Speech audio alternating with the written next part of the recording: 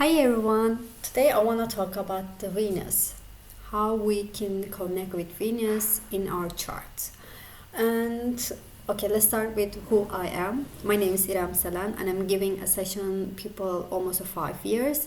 And recently, a year ago, I opened this YouTube channel to be seen and heard more. So randomly, I just record videos and share with you. So why I wanted to talk about Venus? Actually, this is an idea that I got from a woman that I gave a session before I record this video. And after my session, and I always ask the people like, what do you think about? Do you have insight, or do you have anything to bring to the table and share with me? And then she told me that during the session, she completely understand finally how to connect with her Venus according to her birth chart. And she never understand how Venus help us to connect with our self-intimacy.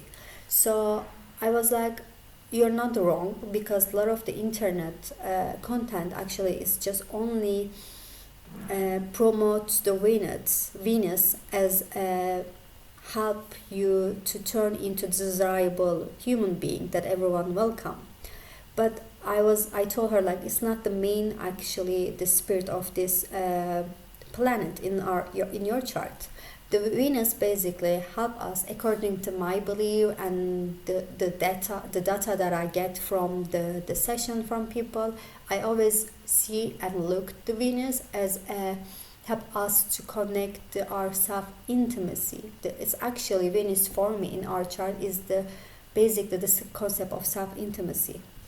So what does it mean actually, and how we can use our Venus to connect more our intimate moments? So for instance, like let's start with self-intimacy. It can be like the way how you eat food, the way how you touch yourself, the way how you speak, the way how you connect with other people. It depends on a little bit like where your Venus is located, like which house is located and which astrological signs ruled your Venus. So maybe I can go detail a little bit about it. But when we look at the general astrology, it's actually about ruled by Taurus and Libra, right? These are the main astrological signs ruled the Venus. So when we look at the Taurus firstly, it's about the value. So when I look at the chart, whenever the Taurus came, I always look the people and ask them, how do you value yourself first? Do you have any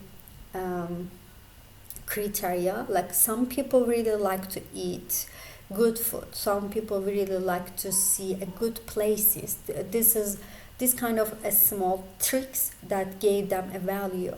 But when it comes to self-value, do you have any idea about it? This is one of the questions that I always ask, because Taurus is showing us how to value ourselves.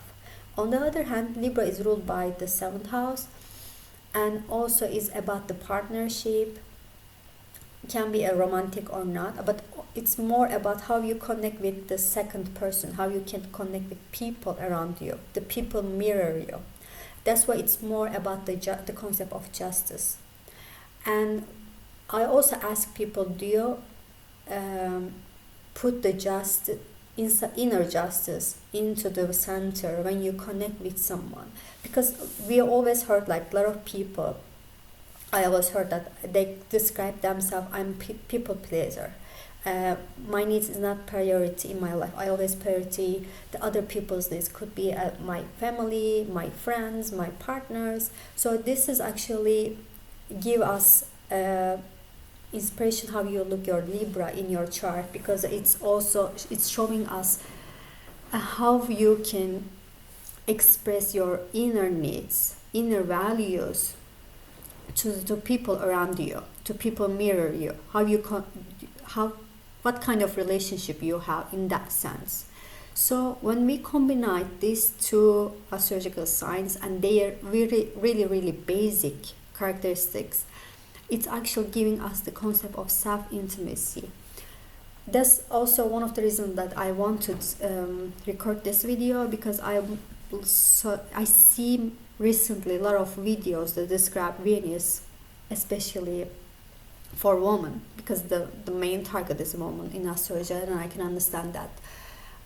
Just describing that they describe the Venus like how you can be a desirable woman to welcome your dream man into your life.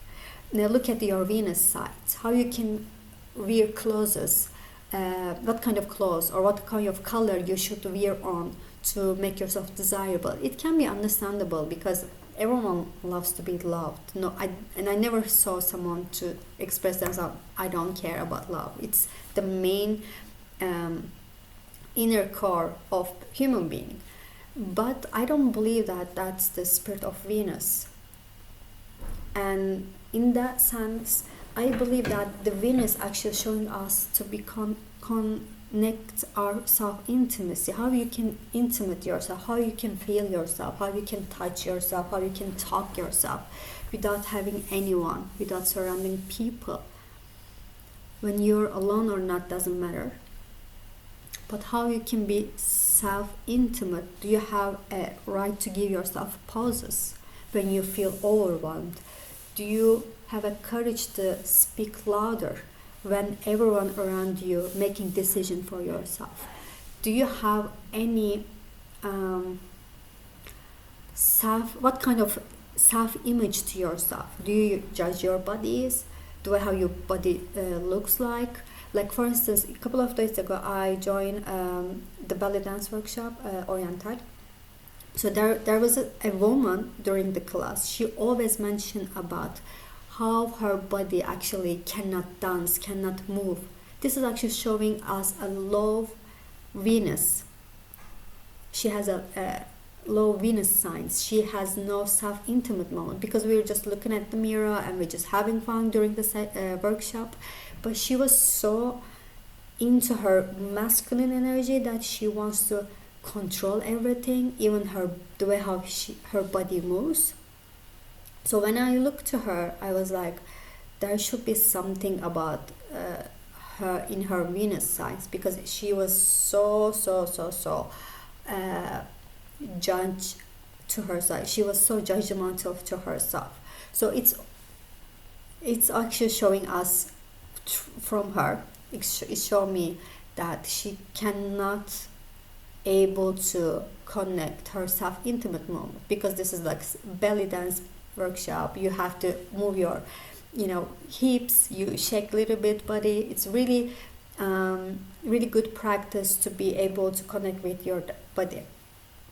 So in that sense, after this example or this experiences and also the feedback that I get from women, I really wanted to highlight that from my perspective, the Venus actually showing us how to be self-intimate. And the concept of self-intimacy actually, as I mentioned before, how do you eat, how do you speak, how do you touch to yourself. It's all about the self being. So do you need anyone to raise you up? Do you need anyone to speak for yourself, for you? This kind of stuff that's showing us how to connect with Venus. Like for instance, one of my clients a few years ago, she has a Venus in Scorpio. A lot of people in astrology, when someone say I have a Venus in Scorpio, they're like, oh, you're too much. No, actually, this person can be secret or hidden stuff, or maybe more physical sexual body interaction. It's her way to value herself. It's the way of how she connect with herself.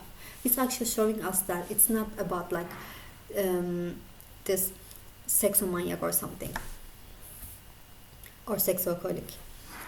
And or for instance, when a woman or man, but mainly woman, has a Venus in areas, doesn't mean that that woman has a strong masculine energy. Actually showing us that woman, when she lead herself, when she lead her body, when she lead her values, when she lead the way how she earn the money, is actually her moment to be self-intimate. This is how she connect with herself. So it's really important for me to highlight that, and that's why I wanted to record this video. And if you would like to share your thoughts and your idea about what I said, or if you would like to learn about your Venus side, please connect with me, that we can create a session, one-on-one session together to dive into your birth chart. So see you later for the next video.